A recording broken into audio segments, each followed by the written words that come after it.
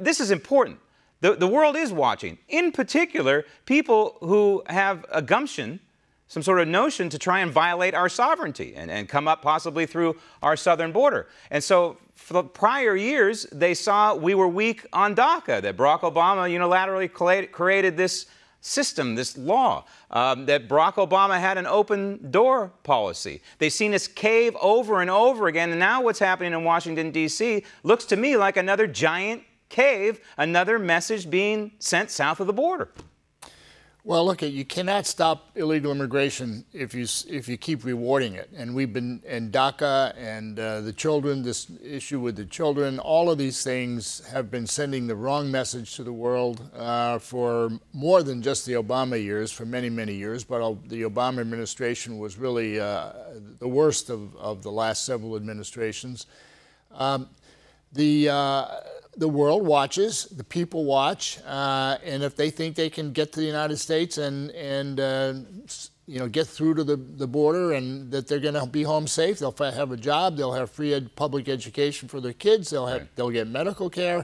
We've been sending exactly the wrong message for many, many years, and it's about time that the president and this attorney general have changed the language here. Should be noted, you just mentioned free education, and people scratch their head over that. That's a court ruling. That's not a law, correct? That's the Supreme Court decided that many years ago. So it should be up to the Congress to possibly change that, again, to disincentivize these people who want to violate our sovereignty. But when it comes to asylum, there's a couple of channels here. One are the people who come up to the border and ask border agents for asylum. The other are the group that violates our sovereignty and then asks for asylum. This group that comes up, for example, this caravan that we saw for days and weeks on end head to the border, all of them are in right now. This is the giant loophole that this law needs to be changed, Peter. Absolutely. The law wasn't always this way. Again, this was a change that took place over the last 8 or 9 years. The law used to be you presented yourself to the border and you were turned back to the American consulate or the American embassy and you were told to go and apply for your asylum, make your asylum claim there. The law in 1996 was changed to allow a border official to deny the claim, but then the person has a right to appeal, which is the loophole that allows them to enter the United States on an indefinite period of time, waiting for their court appearance, 90% of whom never show up for their court appearance. Right, and this is the part of the so-called catch and release. Absolutely. Again, another law, that's number 3 we've identified so far. One isn't a law, it's a court ruling, but all 3 need to be changed. They need to be addressed by the Congress. I want to go off on a tangent for just one moment. I'm hearing these comparisons, especially from Sulu from Star Trek, the actor. And he's saying that, he's comparing it to interning Japanese in World War II. And I'm not making light of that. I think it was a horrific thing and it was unconstitutional. But these are wholly different items here. We're talking American citizens who were interned by Roosevelt versus people who are non-U.S. citizens who are being detained. That's right. It's a whole different ballgame from that. That analogy makes absolutely no sense.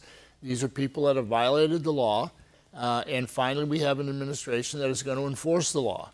And I understand that there's maybe a change taking place as we speak, that the families will be kept together, but they will be kept together in detention.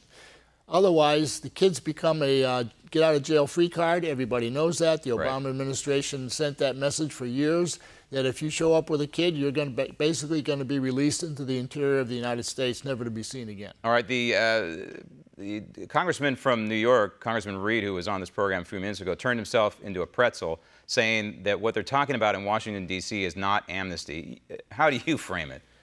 Look, an amnesty is anything that allows people who are here illegally to stay. It doesn't matter. I mean, that's their goal. They came here, they want to stay, and if you allow them to stay, you have forgiven them their violation of the law, the fact that they are here illegally. So that's an amnesty, no matter how you want to otherwise try to obscure that point. It's an amnesty. You're giving them a free ride. You're absolving them of the crime they committed. That's an amnesty. All right. So I agree with you 100%. It is amnesty by definition. The Good Lad bill, it was okay. There were some good elements in it. E-Verify. It wasn't great. Again, it linked amnesty to border security. But this compromise is worse. Want to see more videos like this? Click on the link below and subscribe to One America News on YouTube, and call your cable provider and kindly demand that One America News is added to your lineup. Call and subscribe today.